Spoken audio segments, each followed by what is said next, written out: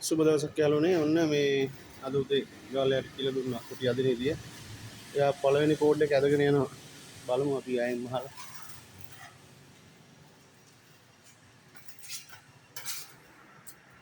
කොහමද වැඩේ අල්ලගත්තනේ? ඈ? අමාරුයිද? අමාරු නෑ? අවශ්‍ය දෙක හැයිගේ. ඔන්න බලන්න එකපාරයි කියලා දුන්නේ.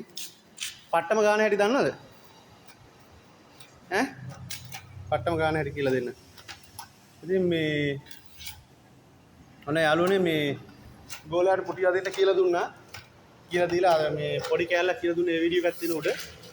ඊපස්සේ ආදන් යනවා. ඒකයි මම කියන්නේ ඔයාලට ඔයාලගේ ගෙදර සල්ලි නැත්තම් වියදම් කරන්න සල්ලි නැත්තම් ඔයාලා පොඩි ගෙදර පුටි අද ගන්න ගෑනු කෙනෙක්ටත් පුළුවන්. මගේ දුව අදිනවා. මගේ දුවට අවුරුදු 13යි. මගේ දුව අපේ ගෙදර වැඩ කරනවා. ඉස්කෝලේ ගිහලා මම ගෙදර ඉන්න දවසට වැඩ කරනකොට මයිත් එක්ක වැඩ කරනවා. ඒ වීඩියෝත් දාලා තිනවා බලන්න. ලොකු දෙයක් නෙමෙයි මේ වැඩ කරද්දී. එහෙනම් බොහොම ස්තුතියි.